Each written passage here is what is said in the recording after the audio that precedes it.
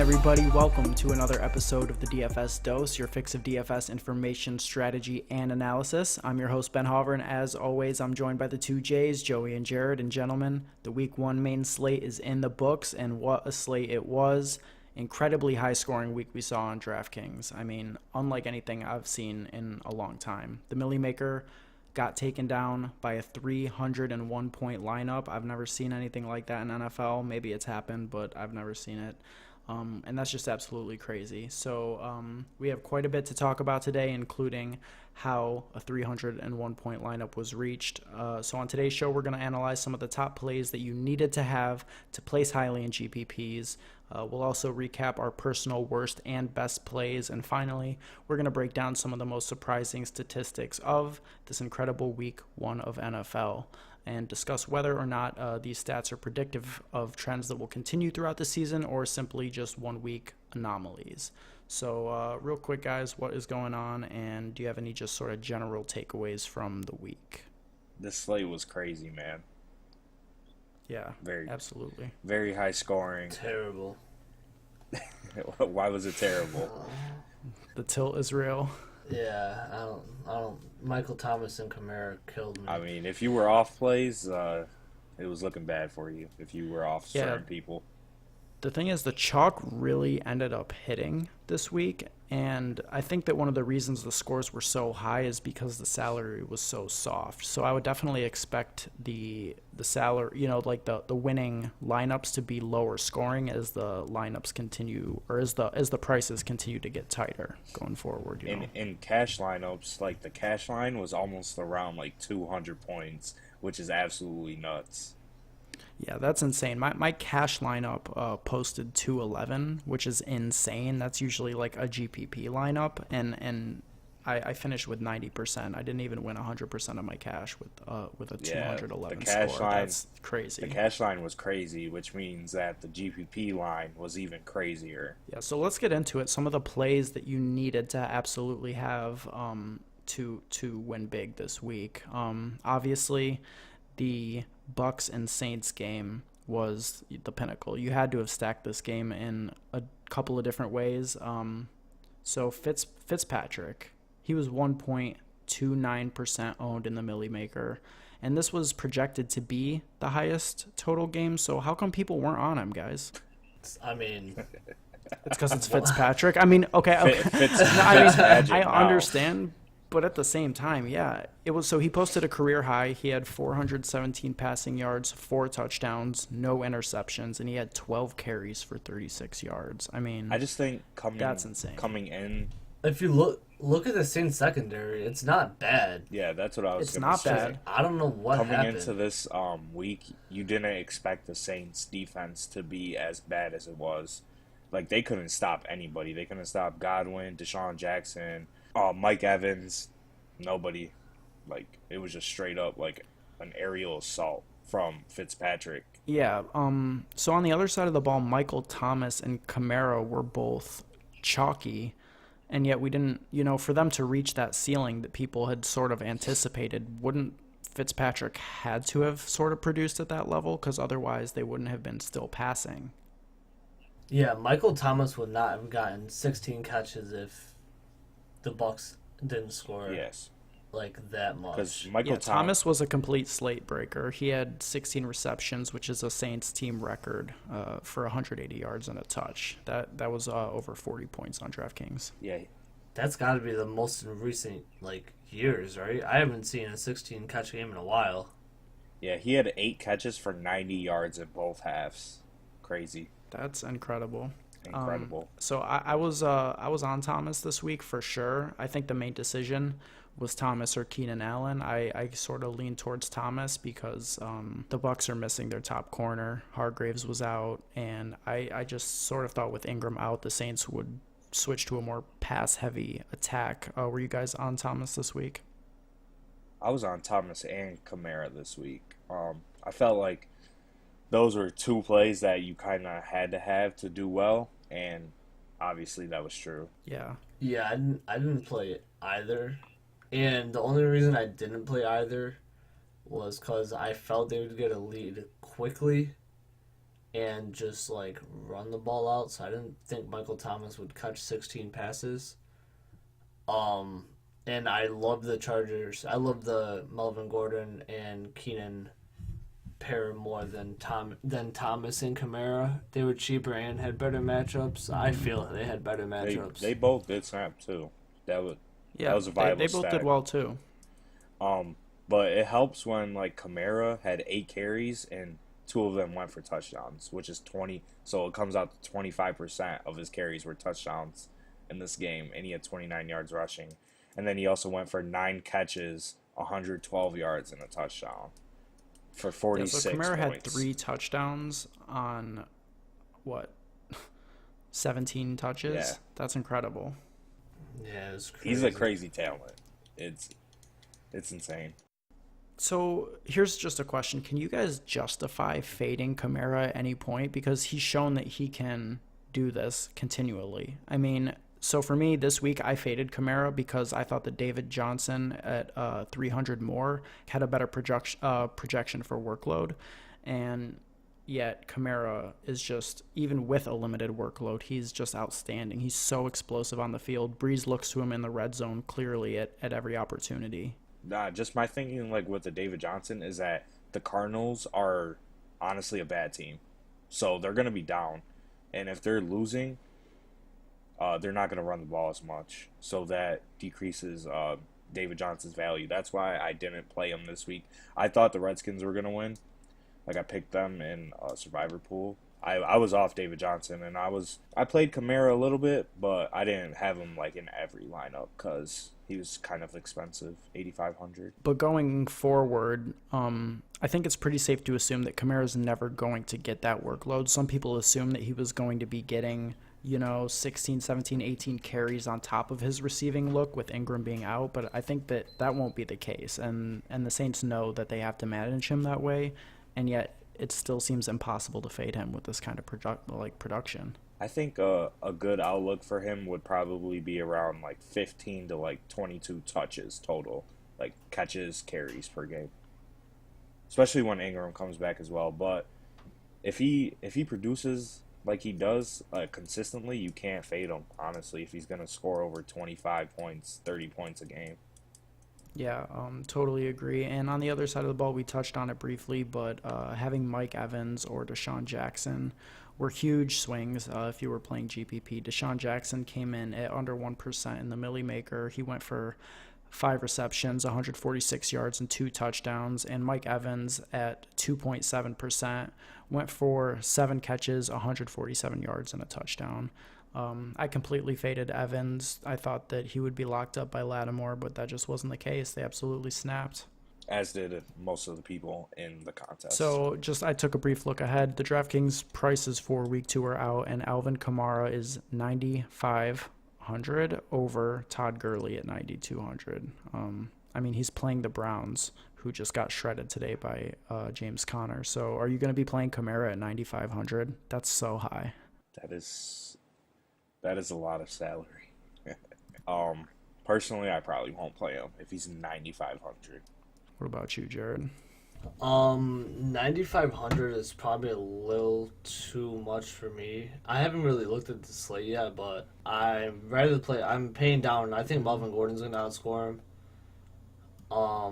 So I'd probably pay down for Melvin Gordon. And even though Kareem Hunt didn't get as much running as I would like, I'd rather play both of them than play like Kamara, and you'd have to go like all the way down to like Lamar Miller.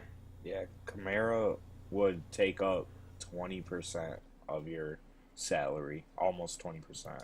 I mean, he's completely worth it, but for him to get that, he'd have to score over 30 points. And you'd have to rely on low salary options to cover up the difference in points. Yeah, so paying up at running back isn't a spot I'm usually looking.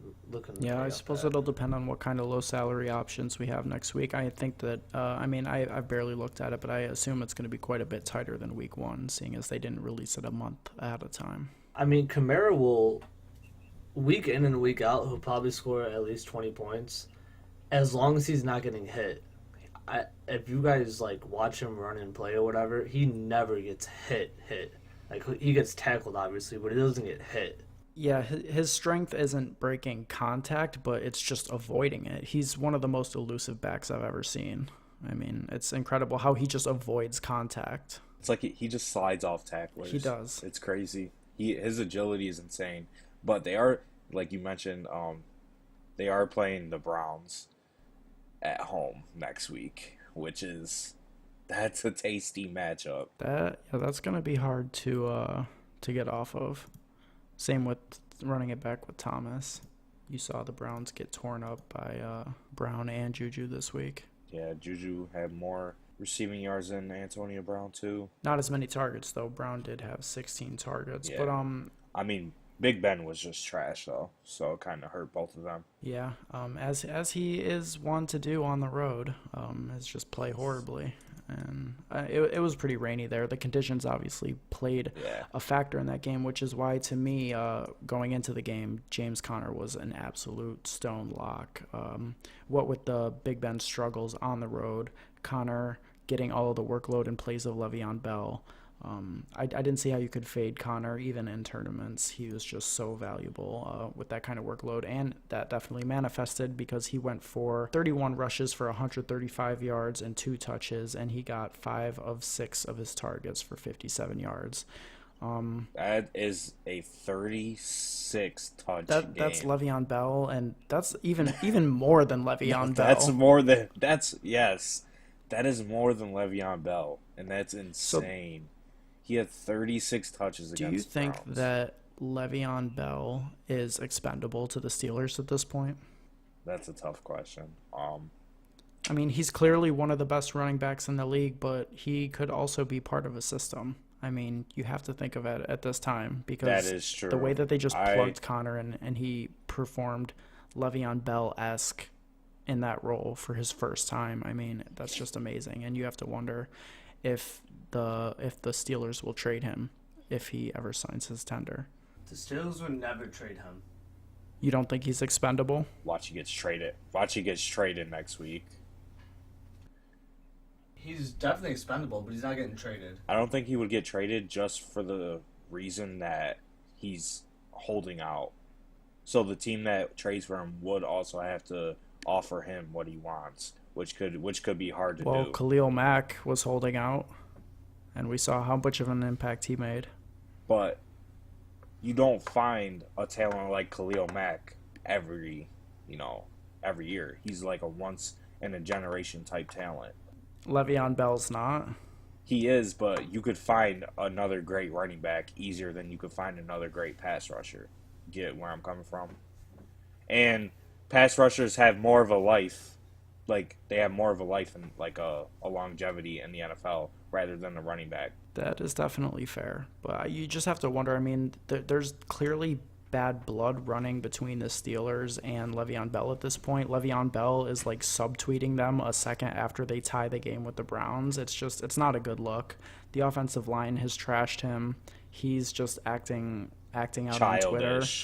It is. It's not a good look. Like, I understand. It is childish. I mean, you shouldn't. Like, why are you subtweeting emojis at your own team that just tied a game? Like, that's just, it's disrespectful.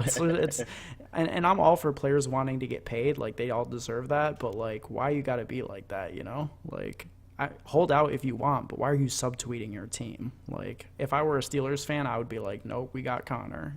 As great as Le'Veon Bell is at this point. And if the Steelers can get some value on him, there's no chance he's going to be there in 2018 or 2019. So, I mean, why not get value if you have the opportunity? If they know that he's going to leave after this season, then they definitely should try and find a trade partner, because obviously that'd be the smart thing to do. But, like you said, it could be just a system, and Conner was great when they plugged him in. They gave him 36 touches. He produced. He scored 38 points on DraftKings, and he was a must-own for GPPs this week.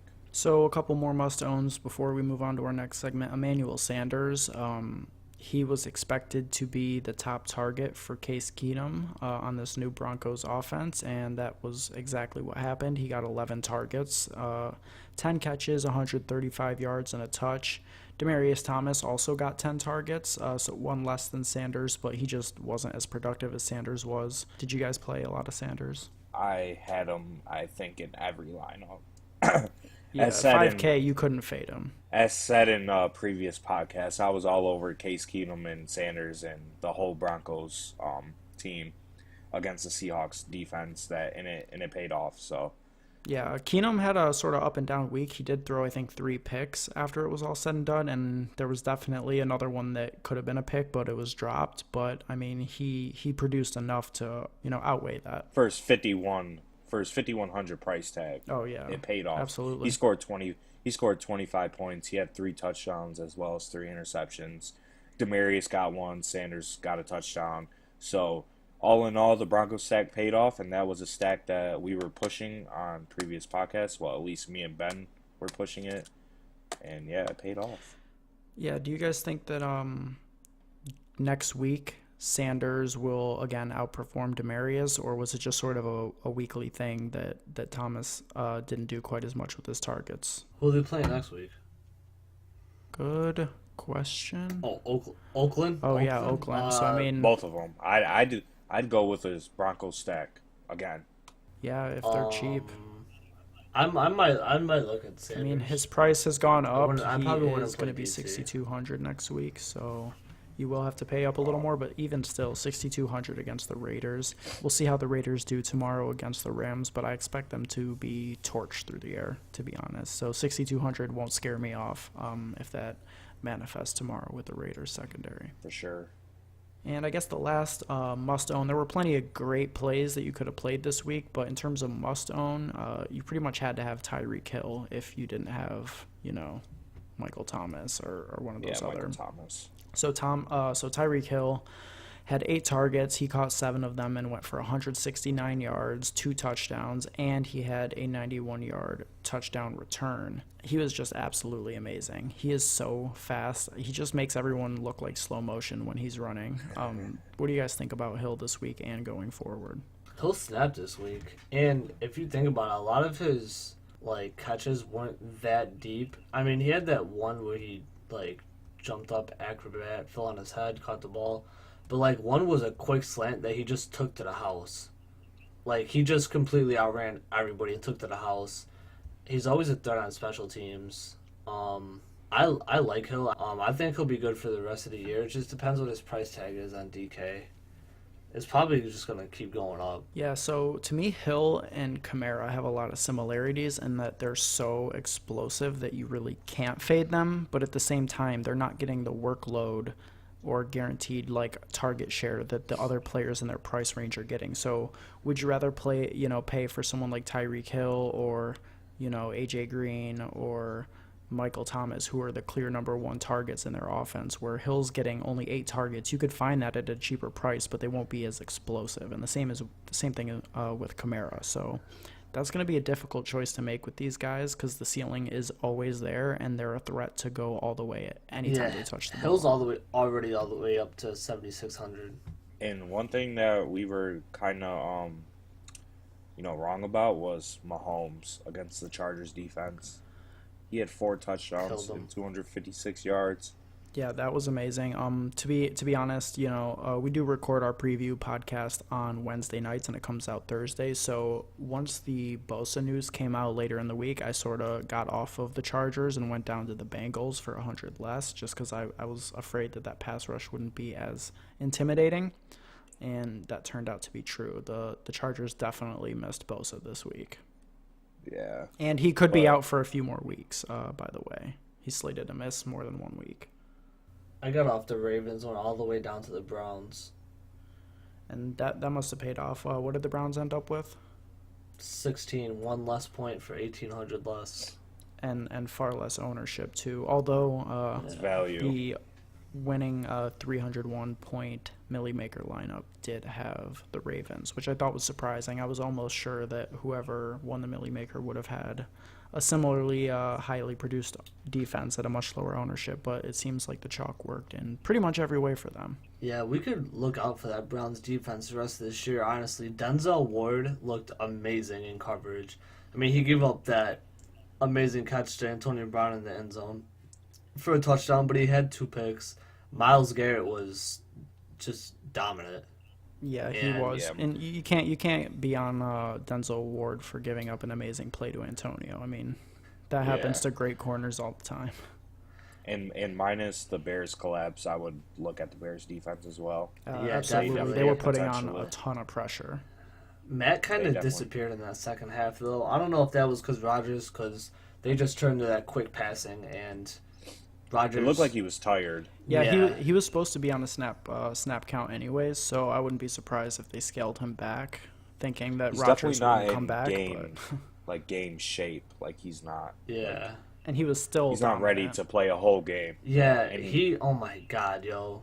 First of all, Deshaun Kaiser is literally just no matter how many good plays he makes, he's gonna have an equal amount of turnovers.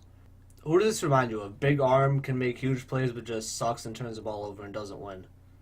Jay Cutler. Yeah, exactly. That's exactly. good. That's exactly who he is. Jay Cutler. Except Jay Cutler was obviously better. I was gonna say but- Geno Smith, but good call on Cutler. Yeah, big arm can make the throws, but just he's gonna have the same amount of turnovers and everything.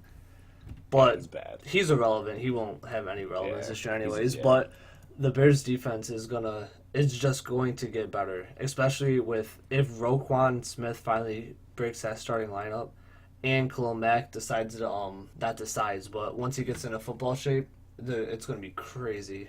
Yeah, and you saw Roquan Smith make an impact right away as soon as he got on the Very field first in that game. play. Yeah, Yeah. it was. So, as a fan of a competing NFC North team, that was pretty interesting to see how good the Bears looked at points. Trubisky still looks like he's struggling at some points. He maybe couldn't hold up to the pressure of having to match Aaron Rodgers in a fourth quarter, passing shootout, so to speak. But who Yeah. can? So. Yeah, it's Tom Brady. So we will move on to our next segment at this point. We'll move on to our next segment at this point. We're just going to give our best and worst personal plays. We're not going to spend too much time talking about our own lineups. Who wants to hear about that? But, Jared, I'll start with you. What was your best play in terms of something non-chalk that you went with? I have two that were my favorite plays, and one was, I already mentioned it, the Browns defense, who scored 16 points, and I just want to get exact ownership for one of the GPPs I was in. It was definitely low, and they are, again, 2,000 next week, the lowest defense on the slate, although against New Orleans on the road, I think is much different from Yeah. being at home against the Steelers, who struggle in division. I probably won't be playing the Browns next week. In the Millie Makers, they were at 8.42. And I That's was on surprisingly them. high for them, I think. Yeah. I was also on Melvin Gordon and then Joe Mixon. Melvin Gordon scored 30.6 and Joe Mixon scored 26.9. Yeah, they both snapped. Mixon was a good play. Those were a main fix in almost every lineup I had. Do you guys think that just sort of bleeding into our next segment where we'll talk about whether we think today's statistics were trends or just anomalies, do you think that Mixon's workload is sort of going to be a trend going forward as far as how much he dominated? He got all the third down work too. I think Yes. Gio only got maybe like 2 touches compared to over 20 for Mixon total. So, 100%. they're going to be using Mixon as a workhorse. Yes. What do you think, Joey? I know you aren't really a big fan of Mixon coming into this year. Yeah, I think it'll become a trend. I think they want to give him the workload, and obviously, after today, they are willing to do so. They need to if they want to win. Straight up. Yeah, I caught bits and pieces of that game. I am gonna go back and watch it over, but I didn't see how well their offensive line performed. It must have been better than it was last year because it was horrible last year. What did you guys note about their game? I mean, I didn't see Andy Dalton go down that many times, and Mixon had pretty decent room to run. I mean, they played well. I think it was an all-around good game for the Bengals. Andrew Luck was Andrew Luck, so he's gonna put up points. The offensive line was good. I think Joe Mixon's gonna be a true workhorse the rest of the year. He could be there'll be a lot of good plays with him this year, especially when they hit the Browns twice a year. Yeah, that is definitely true. Joey, do you want to give your favorite play from today's action? My favorite play probably would be Emmanuel Sanders because he scored 32 and he was at 5,000. I also played Dion Lewis and he scored 22. I put him in my flex. And then you put me on to Kenny Stills, Ben, which ended up being a great play. He scored 29 points at his 4,700 price tag, which is extreme value. Yeah. And my highest lineup was 211 points. Yeah, I just want to make this clear. We were all on, like, obviously Keenan, Kamara, Michael Thomas, but, like, we're not going to mention them because, like, they were chalk, so there's no point. Yeah, and we definitely did talk about them on our previous episodes. But, yeah. Oh, I get what you're saying is in terms of this. Yeah, that makes sense. Yeah. Yeah, Joey, so I was also going to say my favorite play of the day was Kenny Stills. I went super hard on him. I played him everywhere, and his 75-yard touchdown, I think, or maybe it's just 70, but either way, that basically swung me from breaking even to a pretty decent profit today because Kenny Stills was super low owned, and just with Devontae Parker being out and Amendola and Albert Wilson being new to the offense, Tannehill coming back to at least have somebody that he has a rapport with. Even Gesicki is new. I don't think he got too much run with Kenyon Drake, none with Frank Gore, so I just thought that Stills was a great play. He actually didn't produce the way I thought he would. I thought he was going to get a bunch of targets. He actually only got 5 targets, but he made the most of them, went over 100 yards, got 2 touchdowns. So he made it happen one way or the other. So Stills was a good play.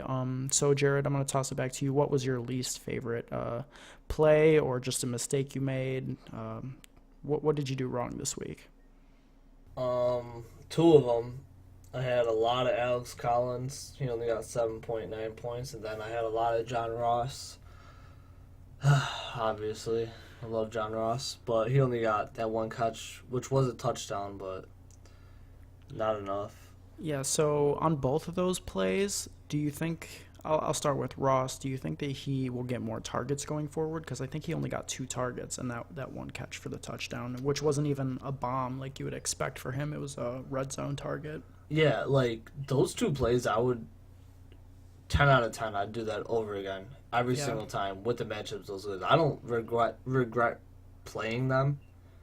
I just, like, regret the results. Yeah, absolutely. And that's something really important, just a side note, in terms of DFS, sometimes you have to trust, I don't want to sound like Sean McDermott or something, but, like, trust the process over the results because, there's so much variance when it comes to DFS. If your thinking is right, don't question your thinking and don't let that push you into making a bad decision the next week just to sort of be like, oh, well, that happened, so... it's going to happen again. Like, just trust your results, have a solid process, and you'll do better than you would just, by chasing results. So yeah, no one smashes every week. Yeah. Like, it's DFS. Like, you could have Antonio Brown against the worst defense in the league. He could get 1 catch for 5 yards. You know what I'm saying? And then you could have Mike Evans against a top 7 corner, and then he goes for 30 points. Like today. Yeah, so it's not, you can't blame yourself. If you got the stats right, you got whatever right, you got the matchup right, you got salary to fit, you got your play you wanted. You can't just, like, don't dwell over it. It's 1 week. Get it back next week. Yep, it's definitely so much you could do. Yeah, and you got to think of it as a season-long grind, even though it is DFS week by week. But yeah, so Joey, what was your worst play or biggest mistake this week? So I'm with Jared on the Alex Collins play. I had some shares of him, and he obviously busted. Yeah, I was right there with you guys. Then I guess I would look to Burkhead or Chris Hogan. I played them pretty highly, and they didn't produce. I mean, like Jared was saying, like, I don't regret playing them, but I just don't like the results, especially when Burkhead got 18 carries and only turned that into 7.9 fantasy points. And then Chris Hogan only had 20 yards receiving on 4 targets, 2 catches. Yeah, I had a lot of Hogan too, and that's another one, but that was more of a touchdown dependent for me. I'm just more disappointed in Alex Collins only got 7 carries. That was my big thing. And John Ross only got 1 catch. So, like, Chris Hogan was a big one too, though. I totally agree with that. I had a pretty decent share of Hogan. I said wrong stat. He only got 2.1 fantasy points, so he definitely busted, and he was 6,100, so he was pretty low priced. That's why I was on him, and he only ended up getting one catch for 11 yards on 5 targets. Yeah, he was my flex play in a couple lineups. It was between him and Mixon. They were both 61. I obviously took a lot more Mixon, but I played him in a couple too. In terms of Alex Collins, he got out-touched by Kenneth Dixon, 13-7. He had the same amount of touches as Lamar Jackson, who got a surprising amount of run in the Ravens' debut. He had 7 carries. Do you guys think that was just a function of how badly the Ravens were blowing the Bills out? Collins also had a fumble, so maybe he was temporarily benched, but Collins didn't get the work that he was projected to. I mean, if you played the Ravens D and Collins stack, you were on the right track because the Ravens absolutely obliterated the Bills, and they should have been running it with Collins, but it just didn't work out that way. So do you expect that to go forward? Will Collins sort of resume his 18 to 20 touch carry projection going forward, or are we going to have to be worried about this? I'm not worried. Not worried at all, honestly. Unless Flacco turns into Alex Smith the last year, I'm not worried at all. Mm-hmm. Has Lamar Jackson breathing down his neck, so he feels the need to chuck the ball, and I mean, he did it today. Michael Crabtree had a good catch. I think Crabtree, Snead, and Brown all had touchdowns, right? Yep. Yeah. I mean, he played well today. I mean, it's Flacco, so grasp onto that while you can. It's going to disappear in a week. Yeah, for sure. And I'd say that my biggest mistake, I touched on it a little bit earlier, I pretty much went for a full fade of Kamara. I kind of took a bold stand there.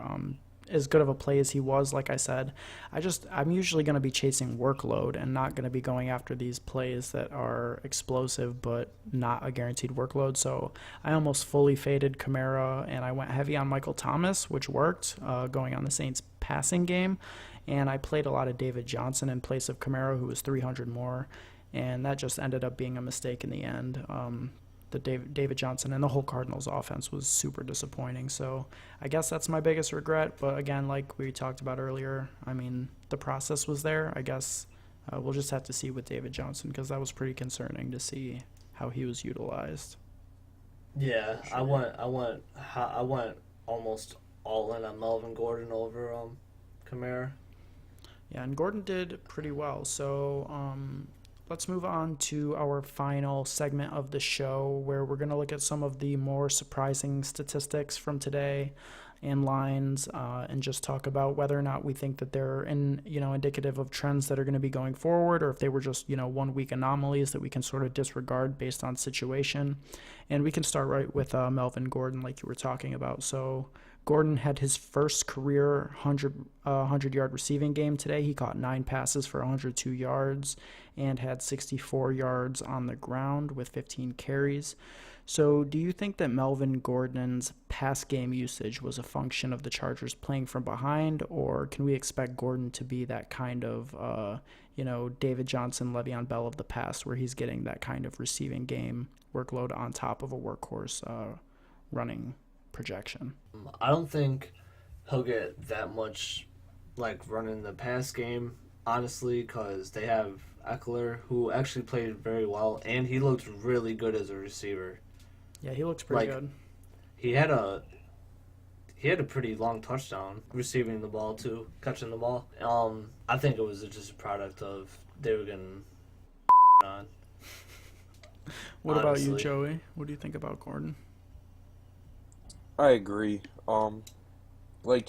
He's not known as a pass catching running back. He can do it. He could, obviously he can catch, as he just got over 100 yards receiving, but I definitely think it's an anomaly just because they were playing from behind, like you guys mentioned. Yeah. I kind of agree. I do think that he could see a higher average amount of carries, though, than 15, just to sort of balance that out. I could see him being more in, the 18 to 21, 22 range, and maybe getting, 5 or 6 targets / catches per week. So he's still going to be super valuable this year, I think. And, yeah. He should average about 20 to 25 touches a week. Yeah, easily. Yeah, he's a workhorse.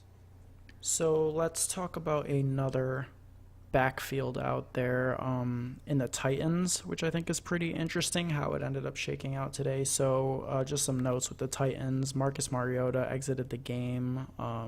Delaney Walker also out for the season, as reported by Ian Rappaport.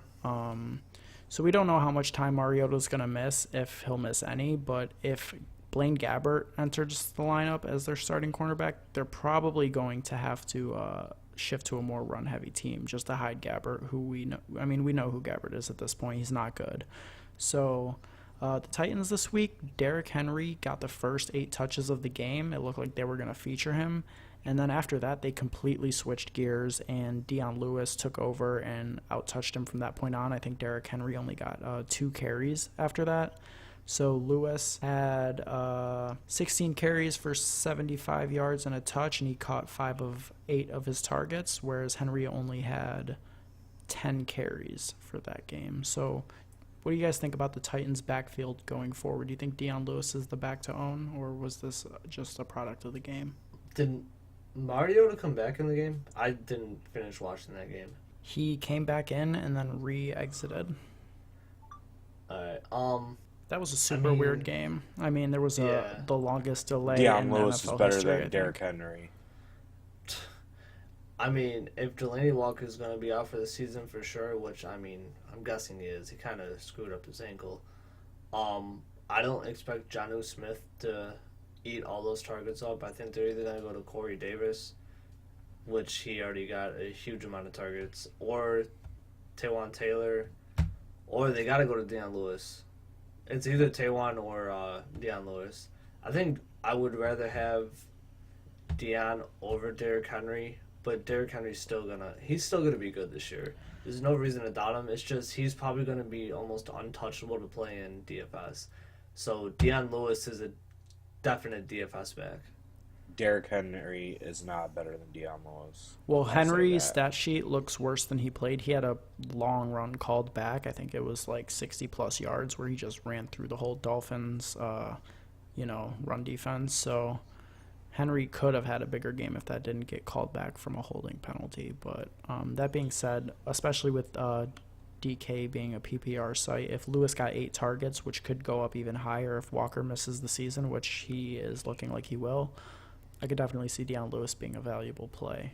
A lot more steady anyways, whereas Henry could have those big GPP winning weeks where he gets 2 touchdowns and a big game out of nowhere, but like Jared said, it's going to be really hard to predict that. Yeah. Personally, I'm not a fan of Mariota, so I would fade the entire Titans receiving core. The only person that I would play in DFS would be Dion Lewis, on it for me personally. Nah, I agree with that, but Corey Davis is for fantasy, especially if Blaine wise. Gabbert is starting. That boy is not good at all. That's facts. Yeah. So, but Joe, you have no interest in Corey Davis. He got 13 targets this game, so that is kind of the target share that would project that he actually is going to break out, like a lot of people assumed he would this year. Do you think that he could be getting that kind of average target share going forward? Yeah, I think it could happen, but I don't know. I'm just not a fan of the Titans' offense, honestly. So I would fade everybody except for Lewis. Do you think they win more than 6 games this year? If Mariota's out, then definitely not. Even if he's in, do you think they win more than 6? If he's in, yeah, they'll win more than 6 because they play their division pretty close. Like, they beat the Jaguars 2 times last year, who's obviously the best team in the division. And then, otherwise, they're a pretty good team in general. And, yeah, I would think they would win more than 6. That's kind of a low number for them. Yeah, 6 to 8 sounds right. And just a quick note before we move on, in that same game, Frank Gore basically doubled Kenyon Drake's yards per carry. So just throwing that out there, just as I knew would happen, and everybody should have. So No, you rebuttal, didn't know Joey. that he was. You didn't know that he was gonna Let's move on. double his yards per All carry. right, let's move Well, on. you were saying that they were gonna split work, which they did. Right. That is true. That is fair. That's fair. Speaking of splitting work, the Seahawks backfield was interesting today. Chris Carson and Rashad Penny got exactly the same workload, although Carson did more with him, with his touches. But Chris Carson and Penny both got 7 rush attempts and both got 5 targets.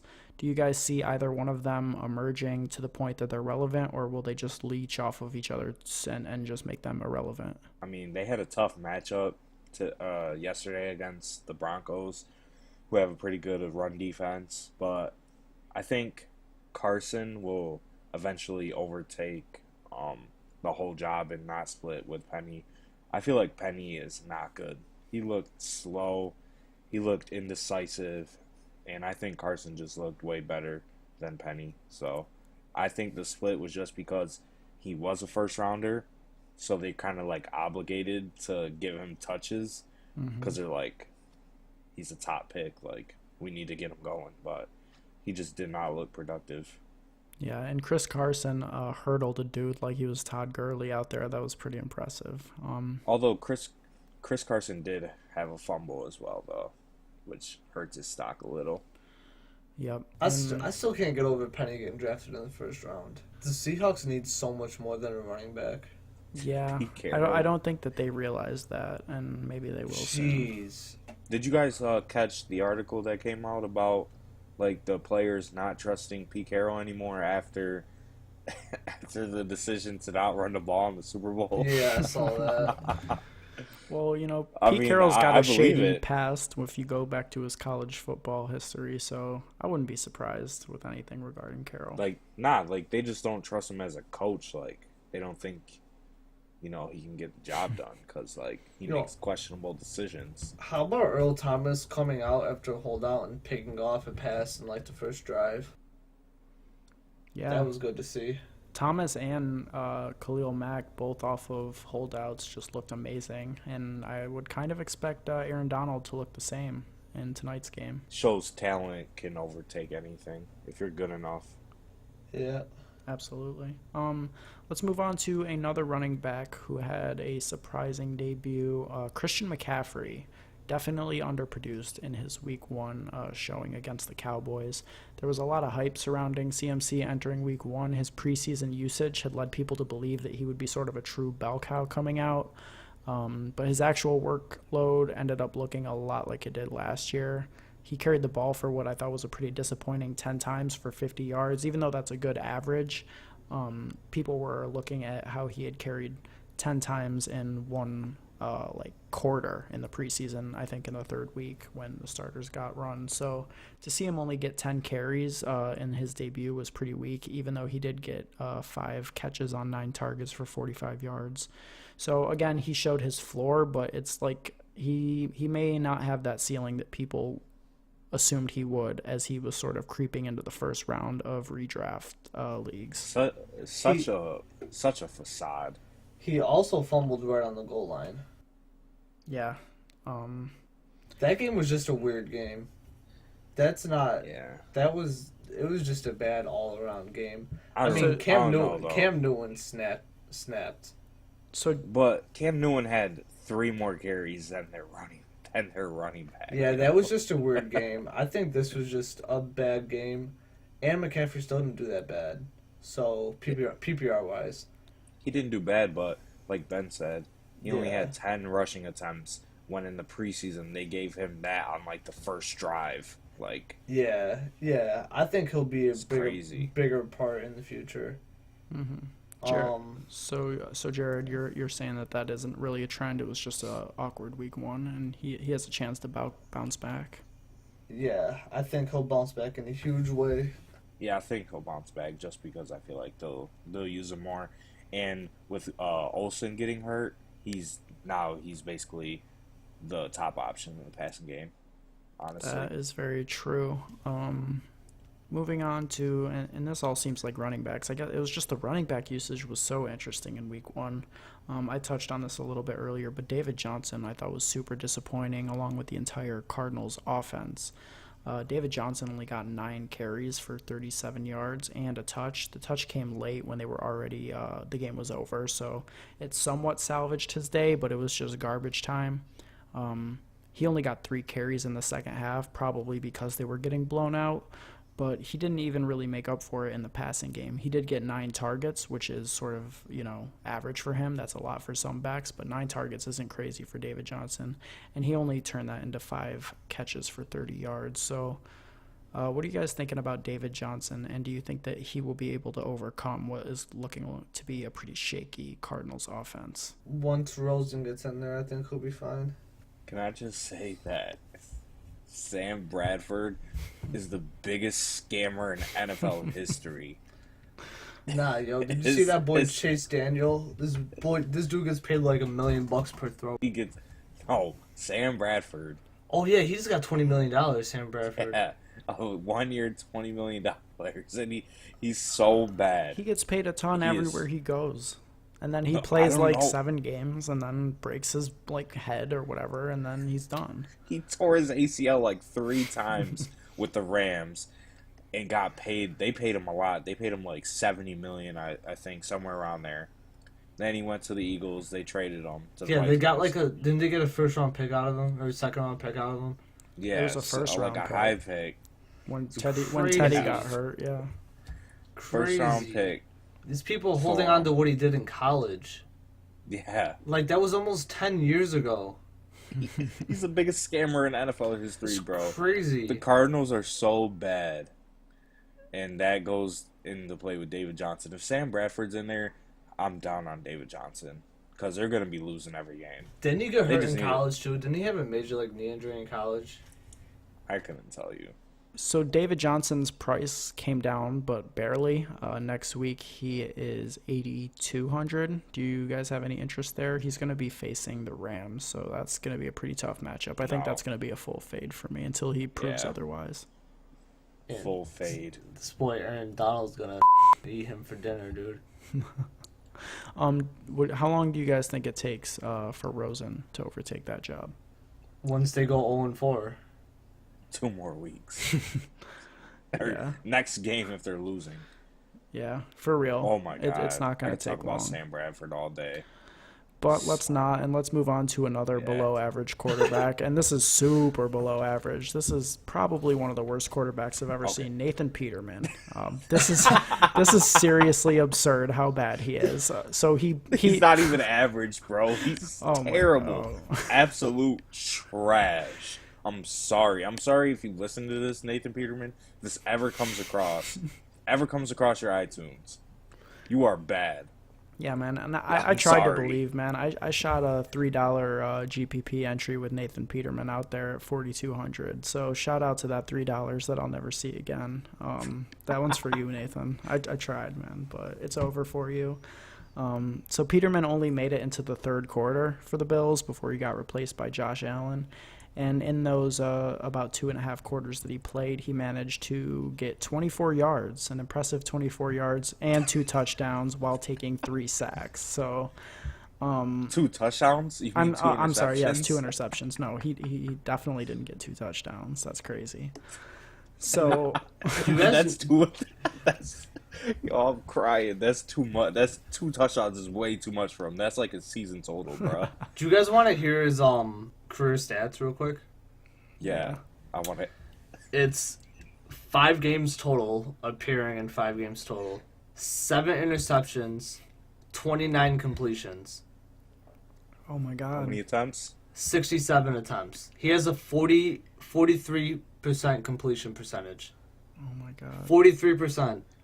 So for every 4 completions, he's going to throw a pick. That's insane. Why is he on an NFL team? He has a 25.7 quarterback rating. I have never seen anything that bad. Ever. And he is so bad. And let me tell you, so the 3 of us live in upstate New York, so we're around quite a few Bills fans who have a lot of faith in this trust the process business with Sean McDermott, and that it's all part of his plan. But after today's game, McDermott said that he needed to see more tape on Peterman to decide if he's going to start next week. I'm like, what? What more tape do you need? See? Look at his tape and then cut him. Like, that's all you need to do. That's all you need to do. Don't even cut him. Throw him out of the airplane back home.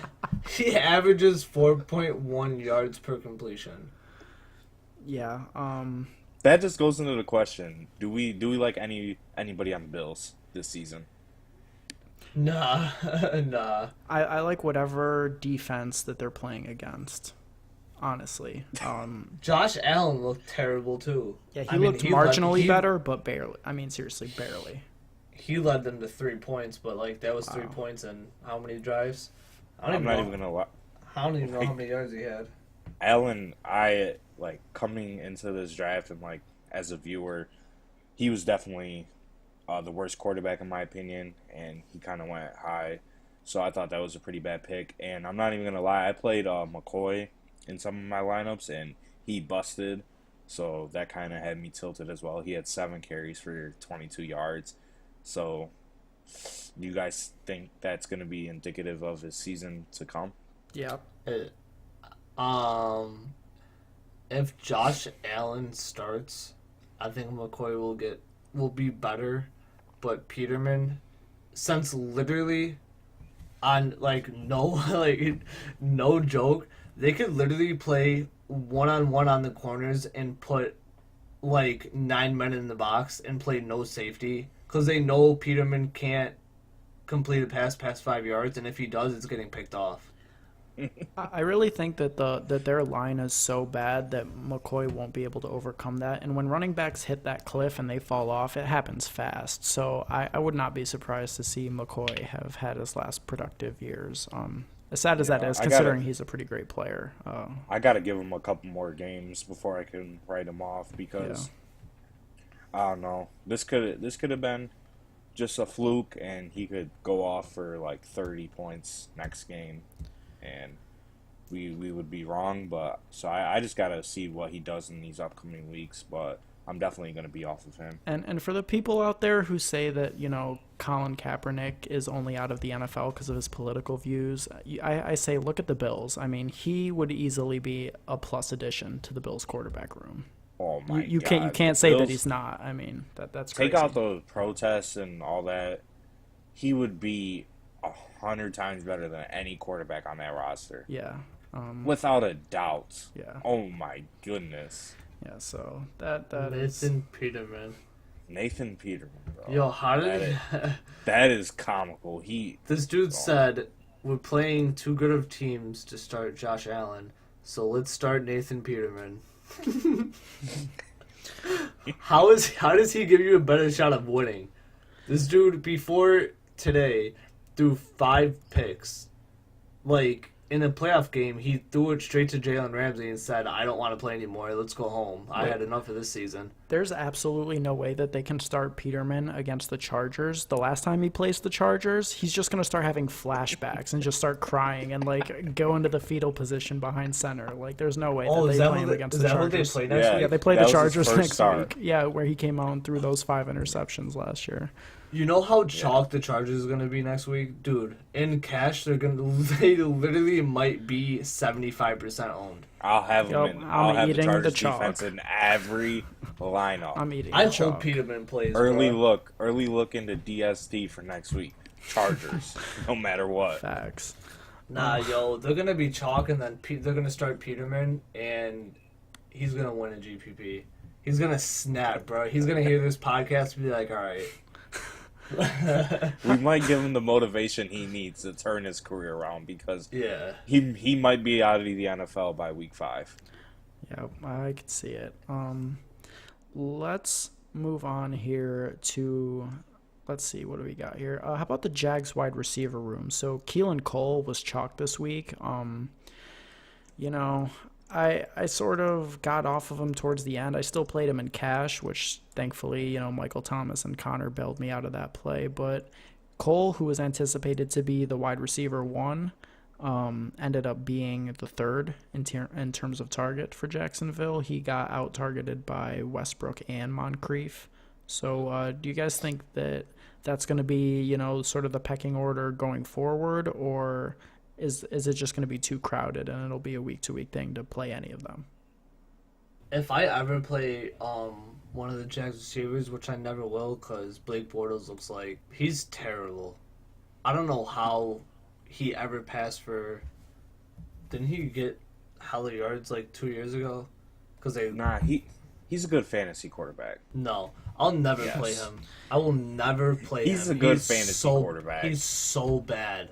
He is bad. He might not, but he might not be a great, real life quarterback, but he gets points somehow, some way. yeah, he I'll rushes play a lot. Points. I'll play Nathan Peterman over him. No, you No, won't. you won't. He's just so bad. I mean, D.D. Westbrook is good enough to mask how bad Bortles is, so I'd play D.D. Moncrief is going to be irrelevant all year. I'd play D.D. over Keelan Cole going forward. With Fournette getting hurt, and I mean, I don't think it's a serious injury, so he should be back. T.J. He might Yeldon play would be next cash, boy. Yeah, I like Yeldon, but other than that, I wouldn't target anybody in that offense. No Dede, no Keelan, no Dante, no Austin, Safarian Jenkins, nobody. I would just completely fade. Yeah, I agree. I think that it is going to be a trend going forward that the targets will just be too unpredictable. That being said, Yeah. that's a perfect opportunity to play one of them in GPPs. Like, for example, with everyone getting burned by Cole this week, I think his ownership will be super suppressed next week.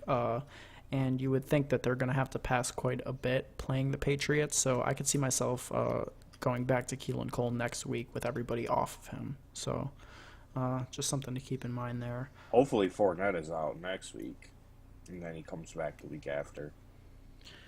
We will see. Let's talk about Jarvis Landry here. So Landry got 15 targets with the Browns in his first game with the Browns, and that included several deep shots. He averaged 15.1 yards per catch, which is a lot for him, especially. So it kind of showed that Todd Haley is willing to use Landry in a different way than Miami used him. Do you guys think that that is indicative of the future? Landry's expanded use and his target share. He's always gotten a lot of targets, but even 15 is a lot for him. That's crazy. Yeah. That might have been because of the weather. It was bad weather out there, and Jarvis Landry is captain check down. So, like, he's there when you need him. But I think he'll still average about maybe around 8 to 10 a game. But once Josh Gordon gets reacquainted in that offense, I mean, he plucked one straight off. Who was that? I forgot who the corner was, but he took it right off his dome for a touchdown. And Yeah, Ben, Jarvis, did you see that? Jarvis Landry got undershot, overthrown all game because Tyrod just played. The weather, but I don't know. But yeah, Josh Gordon plucked one right off his head. Tyrod went 15 of 40, so 15 completions on 40 attempts for 197 yards with an average of 4.9 yards per pass, and he had a QBR of 42.6 and a passer rating of 51.8. And yes, Joey, to answer your question, I did see that Josh Gordon make one catch in his debut. So I don't know why you said it with that tone, like he came out there and bossed up, like he had one catch. Snap count. He'll lead the Browns in receiving this season. Nah. Yeah. But that being said, with their with how many receivers they have in their passing game, and Duke Johnson getting the work that he got, David Njoku, I do see Landry's targets going down, like Jared said. I think 10 targets per game is a pretty safe projection for him. I don't see him getting 15. Gordon won't be on a snap count forever. So, yeah.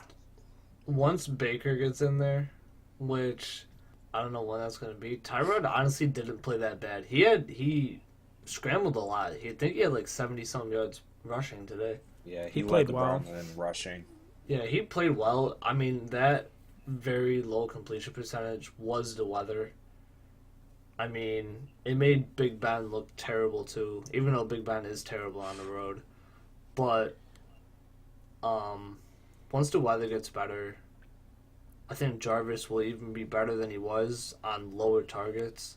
And Josh Gordon, I think that was another reason Josh Gordon didn't play today as much.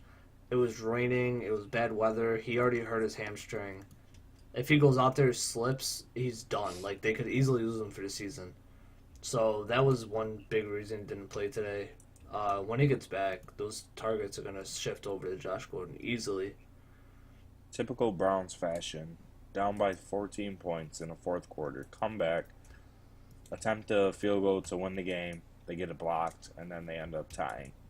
They just can't seem to win. Well, at least they didn't lose. Glass half full, I guess. So I got one more name to talk about today before we get out of here. Andrew Luck made his return. He had 53 pass attempts, completed 39 of them, went for 319 yards, 2 touchdowns, and an interception. All in all, I'd say it was pretty promising to see Luck produce that way.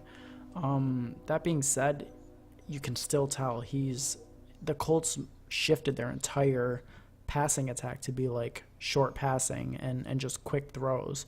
I think he had one completion over 20 yards, if I'm not mistaken. That was the 26-yard touchdown throw to Ebron. But other than that, it was all just short throws, dump offs, and I wonder if that is because he's not fully recovered yet. I think it's with his shoulder and the foot injury. I don't know if it's his plant foot, but if it is, that's probably why. I mean, he's coming off that major shoulder injury, and then on top of it, the foot. So I think he'll be fine by mid-season, but right now, I'd probably fade him unless they have a plus matchup. But someone to look for if you play him, if you want to pair him with Ryan Grant, who had 8 catches today for 65 yards, who we mentioned before. Yeah. Grant actually had more catches than T.Y., who only had 5. Although Hilton did have 11 targets, but like I said, if he's not throwing deep, that really kind of limits what T.Y. Hilton can do because he's one of the premier deep threats in the league. Yeah, and once they establish a run game, it'll take some pressure off him. He'll be able to take more shots. It's just they don't really have to. I mean, Jordan Wilkins, They gave Wilkins a lot of touches, but they could not block for him to save their lives. The line was so bad, which I think also goes into why they weren't passing deep, because they couldn't, because they had to get rid of it so quickly. Their line is a serious problem. Yeah, it is. Nyheim Hines, like you guys pointed out, they shifted their offense to that short intermediate passing game. And that's what he excels in. He had 9 targets and 7 catches for 33 yards. Hines.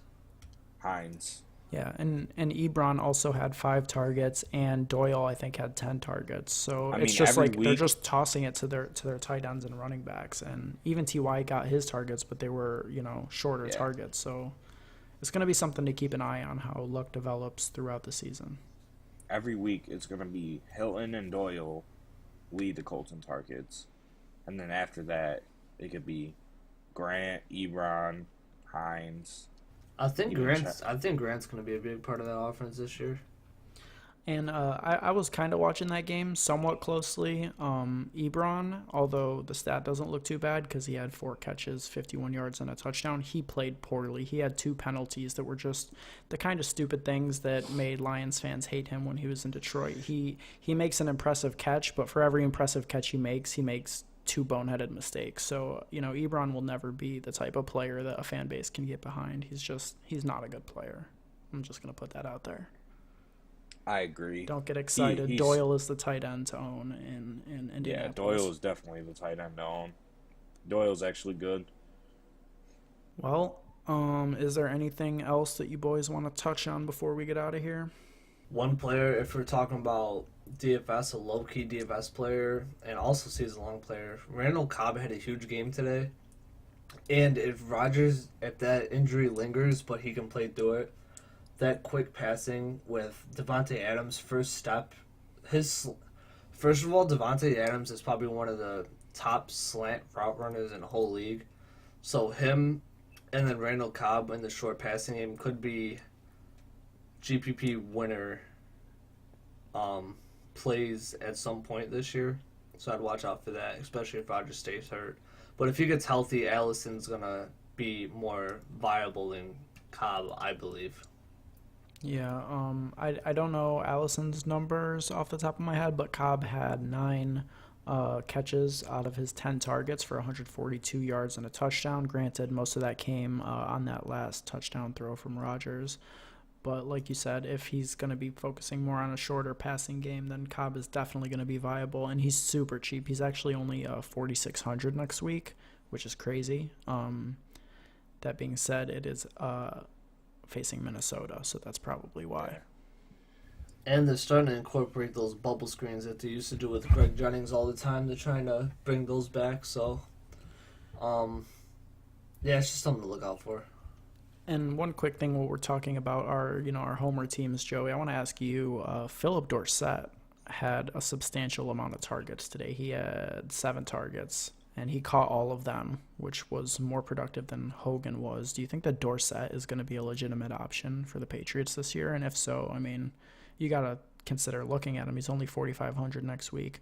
Probably a fade against Jacksonville, but, I mean, if he's getting those targets in the Patriots offense, you're going to have to consider him at some point. Yeah, he caught all of his targets for 66 yards and a touchdown. But, I mean, he's a good play until Edelman gets back. He's basically just replacing Edelman as a slot receiver. And we all know that Tom Brady loves his slot receivers. So I think Dorsett will definitely improve this season, and he should put up stats even when Edelman gets back. But I would definitely try and play him before that happens. He worked the sidelines. He worked the sidelines really well. And the thing is, yeah, when you think about him, game, when you think about Dorsett coming out of college, he was like profiled as like a speedster, and it was kind of weird that the Colts took him in the first round, considering T.Y. Hilton has that role on their team. Probably one of the reasons he didn't work out there. But I mean, people forget he was a first round pick. He's super fast. I think that Dorsett could have a decent revival of his career if the Patriots use him in sort of that Brandon Cooks role from last year.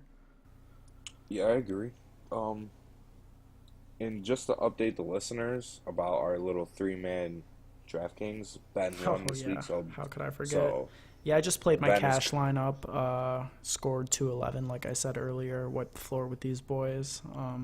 So that's one. Yeah, I was right there at 190. So yeah, so we will keep that updated. No surprise, I won. Don't be shocked if I win next week. It's probably gonna happen. So, yeah, you just got a lucky lineup. Yeah, I'm looking forward to digging into these lineups for next week. You guys will be able to hear us do a full preview, position by position, for the Week 2 main slate. That'll come out on Thursday this week. So look out for that. Joey, would you mind telling the people where they can find us and how to support the podcast? You can find us on iTunes, SoundCloud, Stitcher, or wherever you listen to your podcasts. So for iTunes, all you have to do is go on your podcast app on your phone. If you have an iPhone, search the DFS Dose, hit that subscribe button, and then that'll help support us. You can leave a nice little rating if you would like, if you like the content that we're bringing you guys. And also you can find us on Twitter at the DFS Dose. And make sure to follow, retweet, like, and just share our tweets. We post pretty much every day, so yeah. Yeah, absolutely. If you had followed us today, you could have seen us highlighting Michael Thomas as the best wide receiver play on the board. Not to toot our own horns, but there's good content up there on our Twitter. So yeah, give us a follow at the DFS Dose. My personal Twitter is at Ben Hauver, BenHauver. Guys, you want to tell them where they can find you? My personal Twitter is at Joey Carrion _. And mine is at Jared __Marcus.